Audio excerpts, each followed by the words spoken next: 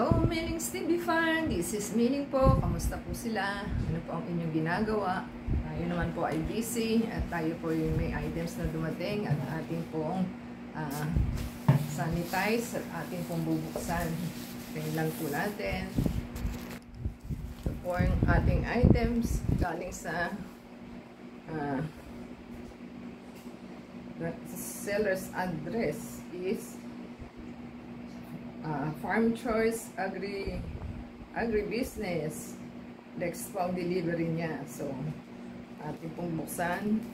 Ang ating items is complete fertilizer. Buksan po natin at para po natin malaman. So, nakabubble wrap po ang plastic at nakabox po siya. Nakabox pa. Mahirap pong buksan. Hintayin lang po natin. So, ayan. Talagang nakabox po siya. Kaya, nakabubble wrap, nakabox. So, mahirap po natin mabuksan. So, ang items po natin, alam ko is fertilizer siya. So, ating pong i-unsealed ng ating kutsilyo na po ito dahil hindi naman siya mabubuksan ng gunting. So, dahan-dahan lang po yan. Ay, o diba? Kasi baka ho kayo ang madali. Muntik-muntikan na rin. Yan. Ewan ko bakit parang ayan. Kaya lang durog na. Ano ba ito? Durog-durog na parang asin na lang siya.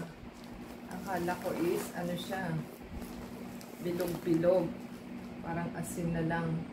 Durog-durog na siya. So, urea fertilizer po. Ayan, tignan mo. Tumatapon na. Dahil basta, na po ang bitak na ang ating, bitak na po ang plastic. So, ewan ko bakit ganun, Ayan, na ang butas na po siya. Tumitilapon na. Nandiyan na sa sahig. May fertilizer po ito. Ay, nako. Ito naman po ang ayan, kita nyo, nandito na po sa box, tumilabo na siya. Ay. Bakit ganon? Meron po tayong, ito rin po is, dalawang ganito po na complete fertilizer po siya. So, may nitrogen, may phosphorus, potassium. Yan po ang nakalagay dito. Second order ko na po ito. Pero hindi naman siya, hindi siya butas. So, ito rin po is, ang liliit na hindi ko malaman. Ganon din po siya. So, talagang ito po is 1 kilo po yung isa, yung may butas. So, na parang kala mo asin lang. So, 1 kilo po ito. Yan po ang ating items ko. May freebies siya. Sunflower freebies ang kanyang seed. Yan po ang seed na free. So, thank you sa ating seller at sa ating delivery guy at dumating po ang ating items. So, yan po ang first item natin na ating makikita. So, tingin po natin na tayo po maglilinis pa.